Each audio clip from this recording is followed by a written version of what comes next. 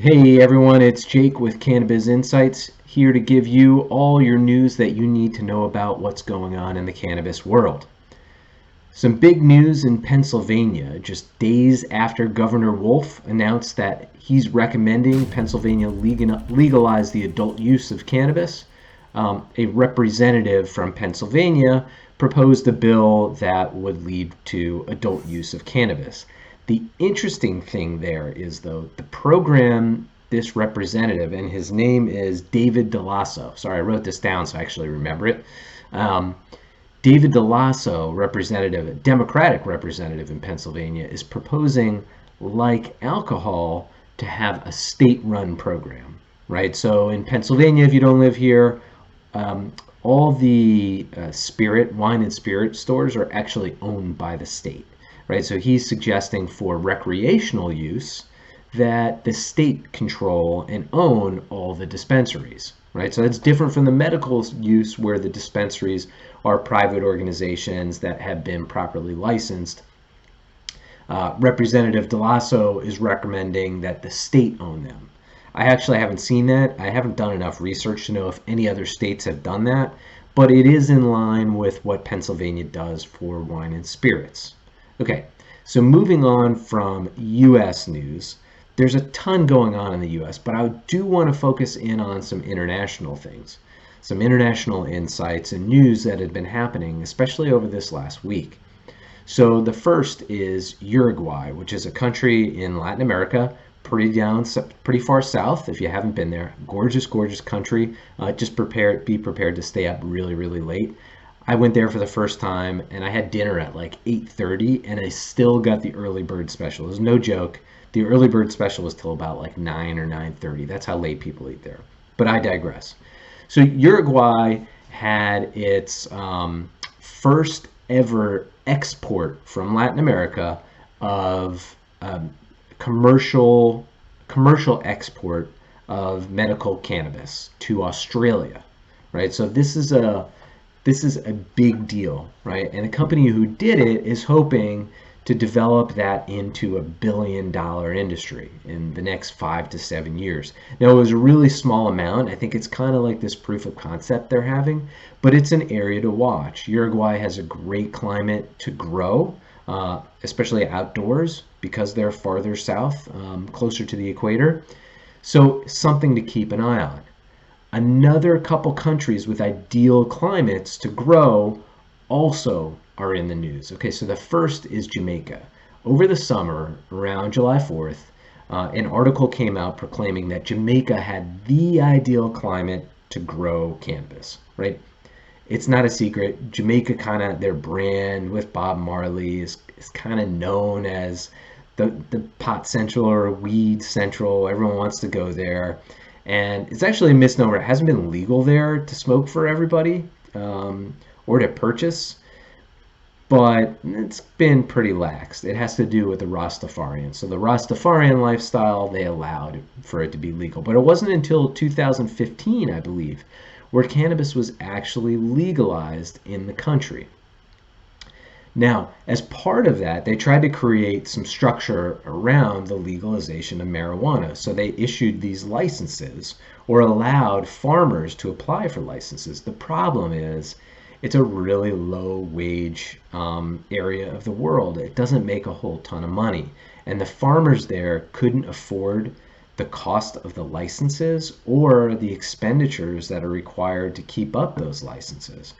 So they had to take in outside investment. Some of that has come from Canada because that's where the funding model is, right? The funding can't be generated in the US because it's illegal at a federal level. So you can't have any cannabis companies going public in the US. So to get the funding, many of these US companies are actually listing in Canada because it's federally legal in Canada as of last October. So they list in Canada to raise funds, and then those funds are used to invest in other parts of their business. Well, these Canadian companies, some of them, are now investing in farms with the farmers in Jamaica. Okay? Now, the deal is that the local farmer has to have a majority stake. So the outsiders have a minority stake, typically 49%, and they provide a lot of the funding. right? So they're growing locally and sourcing locally. Well, it was just announced over the last week that Jamaica is now teaming up with Harvard. Harvard has an institute to research medical marijuana, and they're doing a lot of clinical research around this. So now Harvard and Jamaica are teaming up to figure out how they can turn this into a really big business.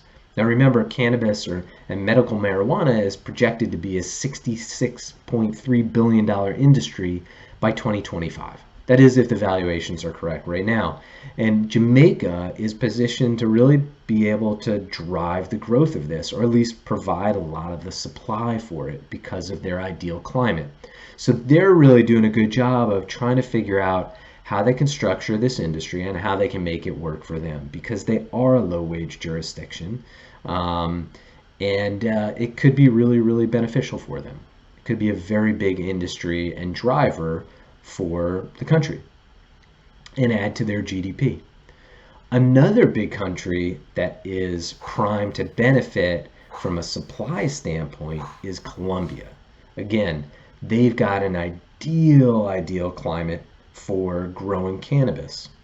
Now, projections, or some project, that Colombia, where it's already been legalized, again, 2015, I believe, 2015, Colombia legalized cannabis and marijuana for recreational purposes.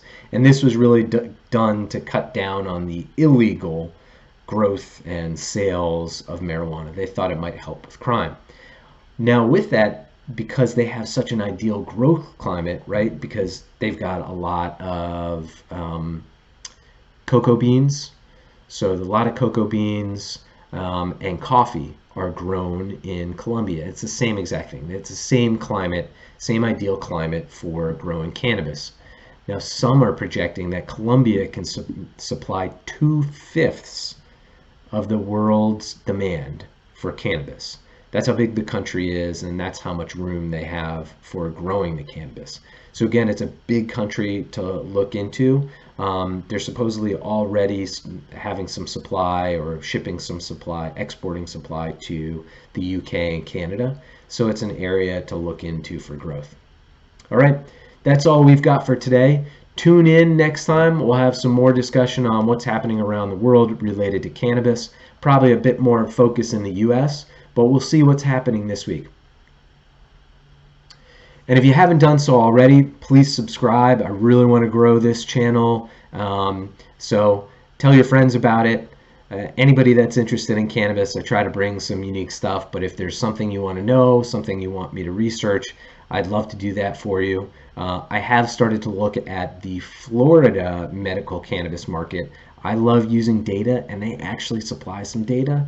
So I'll probably on the next video show you a little Power BI on the growth in the medical marijuana space for Florida, and you can kind of use that as a guide to how things might grow in other states as they legalize medicinal, or they legalize it from a recreational standpoint. All right, that's it everyone. This is Jake from CannaBizInsights.